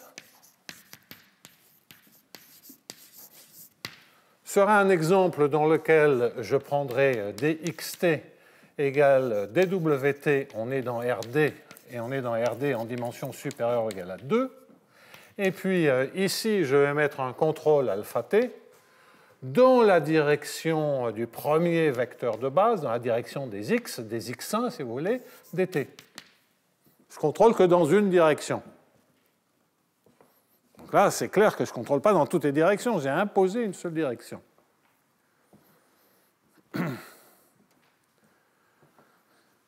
Prenons cet exemple-là. Alors, je trouve que ça, c'est assez proche d'un cadre que je vais développer dans un instant, sur lequel on est tombé il y a déjà une dizaine d'années avec Jean-Michel Lasserie pour des questions de modélisation financière. Là, je regarde un sous-cas très simple par rapport à ce qui nous intéressait. Mais je vais parler d'un cadre plus général que ce qui nous intéressait dans un instant. Donc déjà, on regarde ce cas-là. OK. Les alpha t sont en valeur dans R. Donc mon grand A, c'est R, et on applique les recettes qu'on a apprises aujourd'hui. Ces recettes, quelles sont-elles? Elles nous disent... Et l'ergodicité, c'est... pardonnez-moi, mais quand vous avez ces inégalités, quelle est l'interprétation? L'interprétation, c'est qu'on peut, grâce à la non-bornitude, aller très vite en empruntant les caractéristiques du L tilde, c'est-à-dire sauter le long du flot de L tilde instantanément. Et si le flot, si le support de la loi de la diffusion est l'espace tout entier, ben, c'est constant. Parce que je peux aller, je suis en un point, mais je peux sauter partout sans rien payer, en décroissant le coût. Et donc, évidemment, j'ai intérêt à être au niveau le plus bas et constant. OK. Donc là, l'intuition devrait être que je peux sauter n'importe où, je peux aller instantanément n'importe où, mais uniquement sur la première coordonnée. Donc, dans un cadre aussi simple, on sent bien qu'il va falloir prendre un infimum par rapport à la première coordonnée.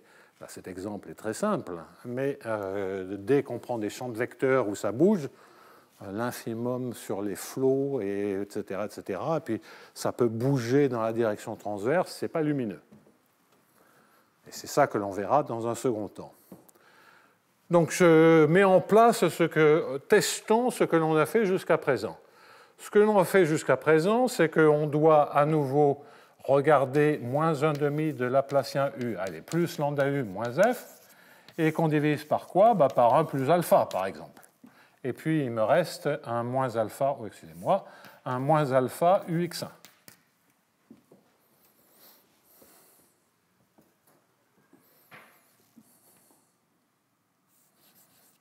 Et c'est sup en alpha.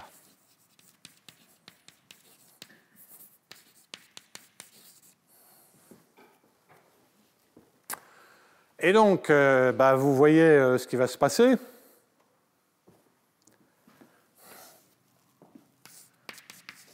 C'est que l'équation, ça va se réduire à quoi? Si on veut prendre le sup, on peut aussi bien prendre ici plus alpha UX1.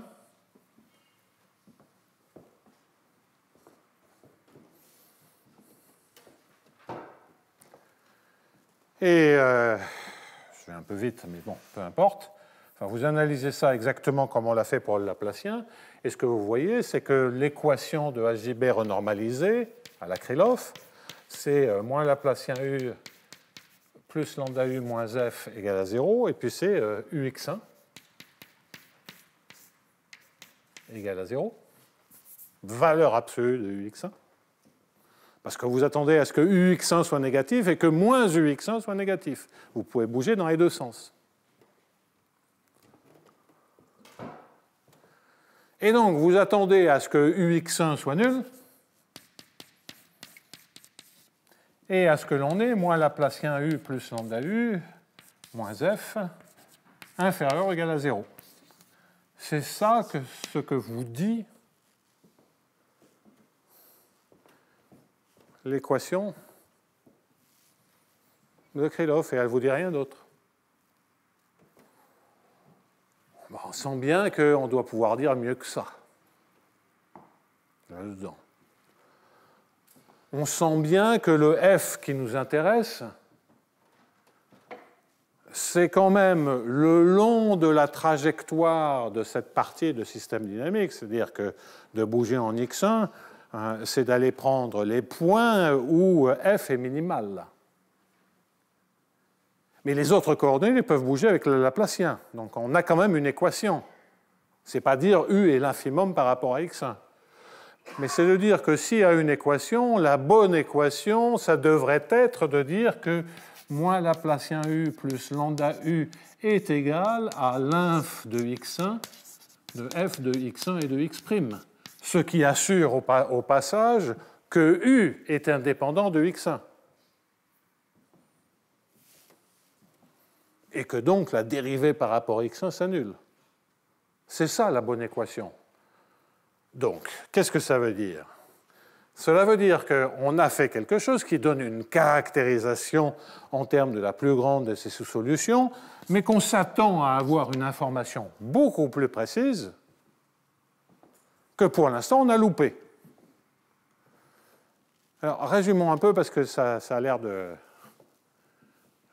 Je tourne un peu dans tous les sens et qu'on voit un tout petit peu la pseudologique de progression. Premièrement, on a une approche générale, qui est l'équation renormalisée. On a une observation générale qui est une sous-solution maximale. On est un peu embêté avec ces caractérisations parce que, en termes d'équations renormalisées, il y a plein de machins qui font l'affaire. Même chose ici. Hein. Là, vous avez toutes les fonctions qui ne dépendent pas de x1 qui sont des sous-solutions de ce problème. Vous avez une collection énorme. Donc, clairement, l'équation de Hamilton-Jacobi renormalisée ne contient pas, toute l'information. Bien. Mais c'est l'information générale dont on dispose. L'aspect plus grande sous-solution est une caractérisation, mais c'est une caractérisation qui est délicate à manipuler, parce que c'est une propriété. Mais comment s'en servir ? Ce qu'on aime, c'est vis-à-vis d'un problème, c'est dire la solution, c'est ça. Voilà le problème que je dois résoudre. La plus grande, oui, c'est une sorte de problème d'optimisation. Mais enfin, est-ce qu'on a beaucoup gagné par rapport au point de départ qui était déjà un problème d'optimisation ? Alors, on a gagné parce qu'on a réduit la dimension. C'était un problème d'optimisation en dimension infinie, un problème de contrôle optimal. Et là, c'est un problème d'optimisation, c'est-à-dire on maximise une fonction dans RD, mais pour tous les points de RD. Donc, c'est un grand nombre de problèmes d'optimisation contre un problème d'optimisation dans un grand nombre de dimensions. On a quand même gagné. Bon. Et de fait, il y a des méthodes numériques qui sont basées sur la construction sur la résolution de ces problèmes d'optimisation pour construire la plus grande sous-solution. Mais on sent bien qu'on loupe de l'information. Donc, approche générale, on sent qu'on loupe de l'information. Je fais deux remarques. Une première remarque, c'est qu'il y a des situations où la solution devient particulièrement simple parce qu'on a suffisamment de diffusion que grâce au terme d'ordre 2, on se balade un peu partout et on trouve plus facilement les solutions et qu'on résout donc relativement explicitement le problème. Et ensuite, je suis en train de prendre un autre exemple un peu extrême où pour être sûr que je ne me balade pas dans toutes les dimensions, je me restreins à un truc sur la dérive, pas la diffusion, et je prends toutes les... et la dérive, c'est uniquement dans une direction, un champ de vecteurs. Parce qu'évidemment, si j'avais si j'étais en train de mettre toutes les directions ici et autant de contrôles, je serais ramené au cas précédent, qui est un cas où j'ai de l'ergodicité et je peux me balader partout. OK. Donc, il y a des cas intermédiaires où on met un peu de diffusion dans certaines directions, etc. Mais une fois qu'on a compris, on sait boucher les trous. Et là, la question que l'on se pose, qui est la dernière question que je vais aborder avant de passer au MFG, la dernière question que l'on veut aborder, c'est de se dire qu'est-ce que je peux faire dans une situation comme ça pour être un peu plus précis. Alors, essayons de comprendre un tout petit peu avant de passer donc au troisième point que je vais commencer à aborder aujourd'hui, mais essayons d'un peu intuiter. Donc, je vais essayer de vous convaincre que la bonne solution, c'est ça. Donc, qu'est-ce que ça veut dire? Donc là, on a un schéma qui est relativement simple. Donc là, j'ai X, là, j'ai Y. Donc, je ne vais pas essayer de faire un dessin de ceci, mais vous avez un mouvement brownien et puis vous pouvez choisir des contrôles uniquement dans cette direction qui vous baladent aussi vite que vous voulez, avec autant d'intensité que vous voulez, le long de cette direction. Donc ça veut dire que, imaginez que vous partiez d'un point, je trace la droite qui correspond à se déplacer avec ce contrôle, et je peux instantanément, je peux me balader sur cette droite. Hein, à la limite, quand alpha devient de plus en plus grand. Et donc, je peux aller choisir n'importe quel point, ici, instantanément, en t égale 0+. Après, on va raisonner avec des temps discrets.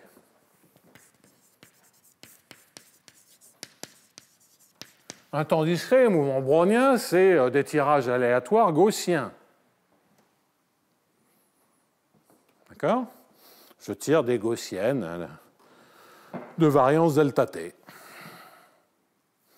Bon, donc je fais un saut aléatoire qui m'emmène, peu importe, j'ai aucune idée de où, qui m'emmène par là. Donc ça, c'est un saut gaussien, tirage gaussien. OK? Ça, c'est delta t. Et là, à nouveau, instantanément, je trace toute cette droite et je peux me balader où je veux instantanément avec, et je suis au temps delta t plus.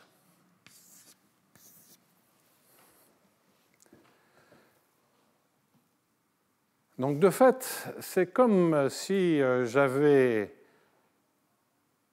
une comment dire, une dynamique réduite modulo ces sauts. Alors, dynamique réduite modulo ces sauts, qu'est-ce que ça veut dire? Ben, ici, c'est très simple sur cet exemple, parce que ça veut dire que j'ignore la composante en x1. C'est ça l'espace quotient, hein? Grosso modo, je sais que je peux me déplacer à couche 0 sur toutes ces droites. RD modulo, donc tous les points sur la droite sont équivalents.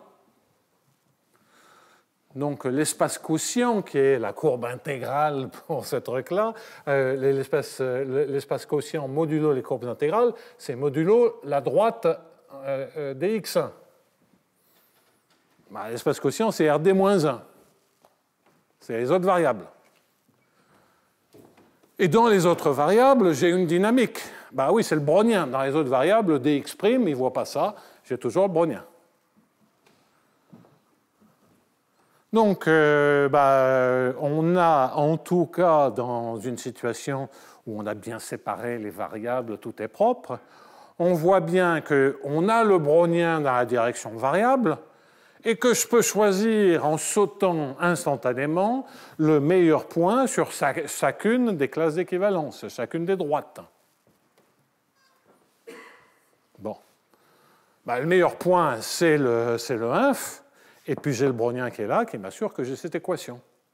Donc l'intuition que l'on peut avoir de la résolution du problème de contrôle optimal, c'est qu'au fond, mon problème de contrôle optimal, ça devient un problème de contrôle dans lequel je me dis que dans la direction des x1, je saute comme je veux, et que dans les autres directions, j'ai un brownien. C'est ça le problème limite. Et sauter comme je veux, je ne peux pas faire mieux que d'aller au point qui minimise le coût.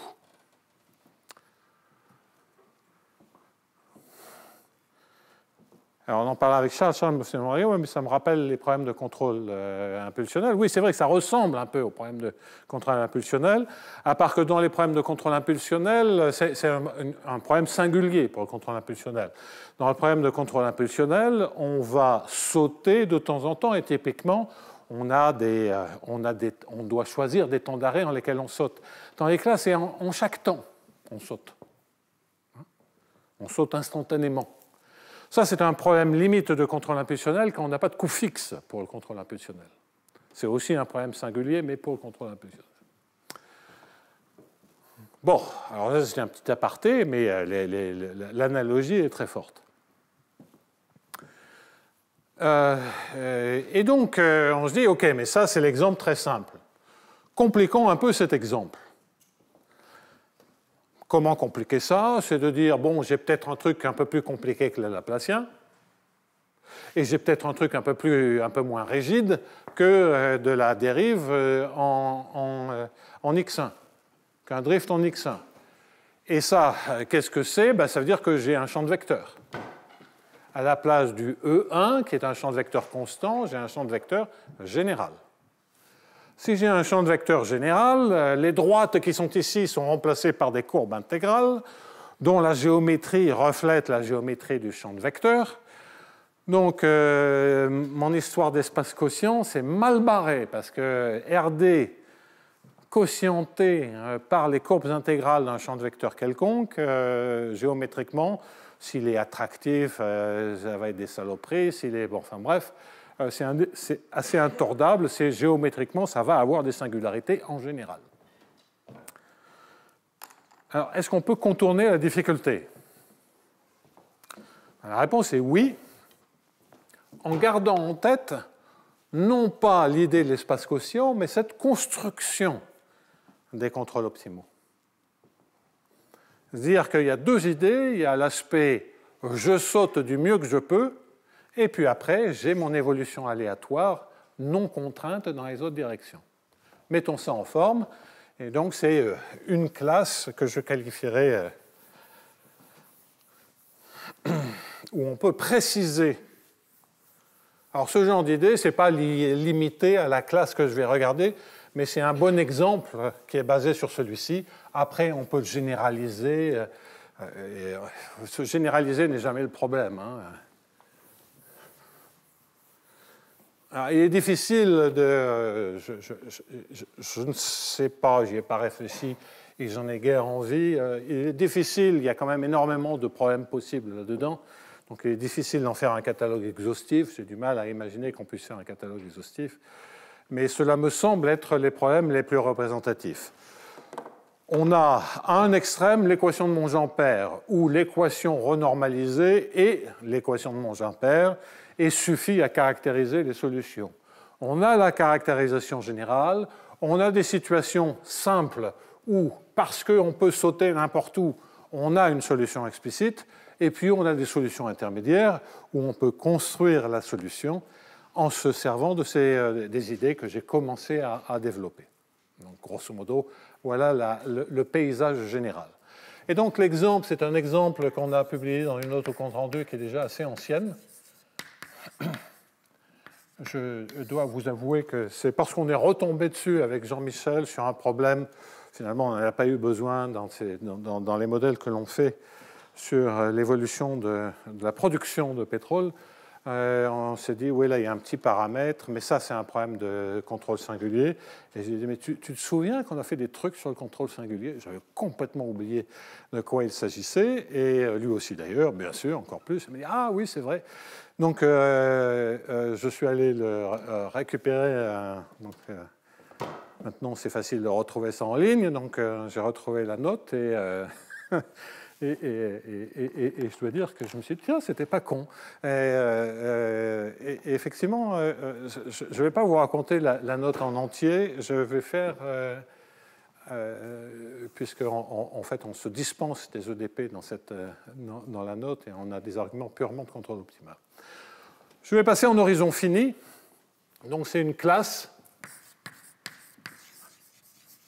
que je qualifierais d'intermédiaire entre le trivial et le général. Trivial, c'est les constantes, et le général, c'est le truc abstrait, plus grande sous-solution. Exemple. Donc, dxt égale, là au point où j'en suis, ça n'a absolument aucune espèce d'importance, b de xt et de dt, et puis toujours en gardant mes notations, alpha t, pour l'instant scalaire, grand A égale R, bêta de xt dt. Donc c'est exactement cet exemple-là, à part que j'ai maintenant un champ de vecteur à la place du E1, et j'ai sigma et B qui sont là. Donc je ne peux plus séparer les variables, sigma et B sont Lipschitz, bornés, bêta est Lipschitz, bornés par exemple. Et je regarde un problème en horizon fini, et donc dans lequel j'ai juste un coût final.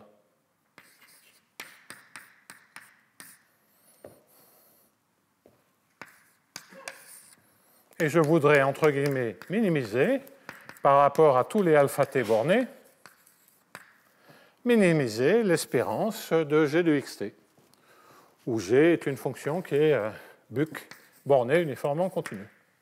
Par exemple, vous pouvez mettre des croissances à l'infini, tout plein de choses. Borné, ici, vous n'en avez pas besoin, ici, vous n'en avez pas besoin, et ici, vous pouvez mettre toutes sortes d'hypothèses à l'infini. Je gomme ça, Ce sont des généralisations. Bon. Alors, l'équation de Bellman, c'est quoi? C'est dv sur dt moins au sens de plus L, c'est mon U, plus LU, où L, c'est moins 1 demi de I, moins 1 demi de sigma, sigma transposé D2. Je change encore de notation avec une trace, et puis c'est un moins B, D. Donc ça, c'est mon L. Plus un sup sur alpha. Non, il ne faut absolument pas que je fasse ça. Sup sur alpha. On sent bien que je vais diviser par 1 plus alpha comme précédemment. Et que ici, je vais avoir un plus au sens de moins alpha divisé par 1 plus alpha, bêta gradient U, et que tout ça, c'est égal à 0.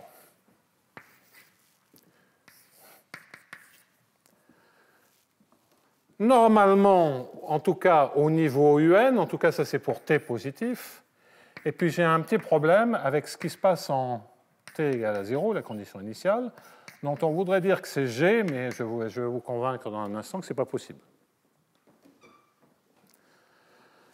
Ça c'est vrai si j'approche mes problèmes en prenant des alpha inférieurs ou égal à n. Au niveau UN, j'aurai UN plus petit que G, égal à G. Mais UN décroît et ça peut décrocher. Et en fait, ça va décrocher. Parce que déjà, dans cet exemple, on sait que le U limite, il est indépendant de x1, et le G, il peut très bien dépendre de x1. Donc, il va y avoir un phénomène de couche limite. Donc, que je ne voyais pas sur un problème stationnaire. Donc, on sent bien qu'il va falloir faire un peu attention à cette condition initiale. Et donc, qu'est-ce que ça veut dire, ça? Cela veut dire qu'on s'attend à avoir comme équation, l'équation de HJB renormalisée, c'est de dire bêta gradient U égale à 0. Je suis constant le long des courbes intégrales. Et j'ai une sous-solution pour le reste de la diffusion. Bien entendu, ça contient le cas entre guillemets ergodique, c'est-à-dire les constantes et toutes les constantes qui me donnent une égalité qui sont ici. Et en fait, comme vous n'avez que des opérateurs ici, vous avez toutes les constantes qui sont inférieures à G, qui sont des sous-solutions. Formidable non-unicité. Et c'est encore pire, puisque là, c'est comme ici, on en a encore plus, parce que ce n'est pas ergodique. Et donc, une des questions, donc on a quand même une caractérisation, comme la fonction U qui est SCS et qui est la sous-solution maximale de ces égalités et inégalités. Ça, c'est vrai. La question que l'on se pose, c'est, et disons de U inférieur ou égal à G. Ouais, enfin, si c'est SCS avec G, c'est pareil. Donc, je peux garder U en T égale à 0 égale à G. Ça veut bien dire que si ça se décroche plus bas. Et que G est une valeur qui est au-dessus des valeurs limites quand T tend vers 0. Donc là, pour cet argument, je peux garder U égale à G. En T égale à 0. Alors, pour dire que c'est une telle sous-solution maximale.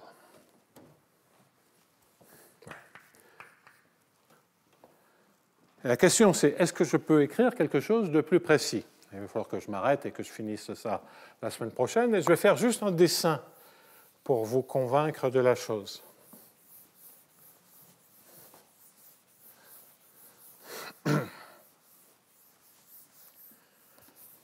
En fait, j'ai un point et j'ai les courbes intégrales du champ de vecteur θ. Donc à faire, je vais éviter de faire un dessin en commençant par le cas d'un point stationnaire.